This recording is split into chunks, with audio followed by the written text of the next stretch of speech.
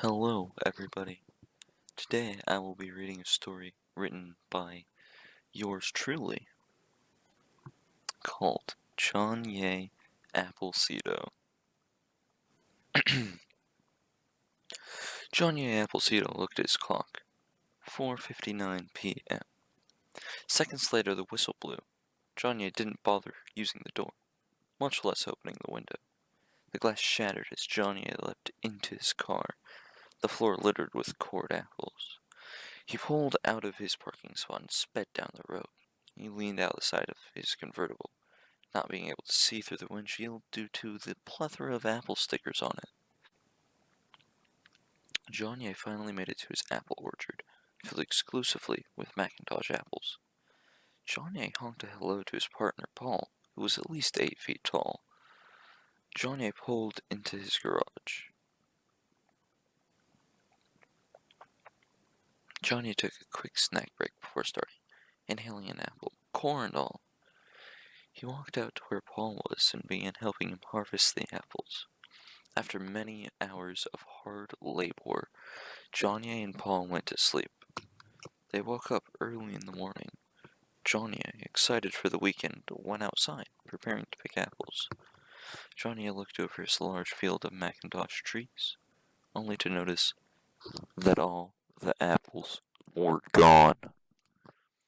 He was sent into a panic. Johnyee ran around, checking each and every tree, not finding a single apple on any tree. He was about to shout for Paul when he saw something moving in his apple tree.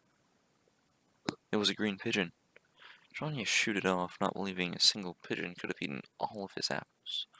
As the pigeon flew off, Johnyee was awestruck. It hadn't been just one green pigeon, it was hundreds, all camouflaged in his trees.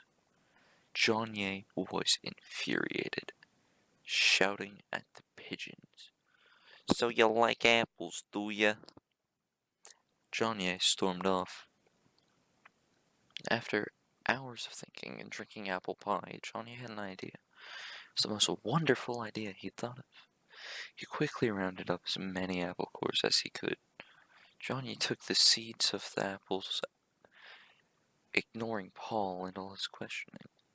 Soon Johnyee swallowed fertilizer and the apple seeds he had acquired. He was going to become a living orchard. Johnyee went out to the previously tree field.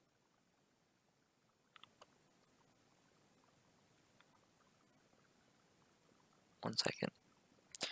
Johnyee went out to the previously full tree field, scaring away the pigeons, and sat down, waiting for the apple trees to grow. Soon he felt a small prick on his head.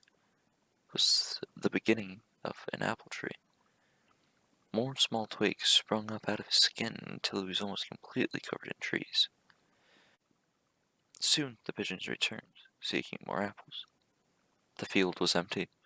It had taken the weekend for Johnyee to grow the trees, and he was now back at work, running the financing department for Microsoft. At exactly 5 p.m., Johnyee used his trees to slingshot himself all the way back home. He was barely able to see due to the apple stickers on his glasses. Johnyee landed home, startling Paul and the pigeons. Paul was sitting down, chatting with the pigeons and having tea. It wasn't even tea time. Johnyee was angry. He began hucking the apples on his tree at Paul, who ran away in fear. Johnyee then turned his attention towards the pigeons.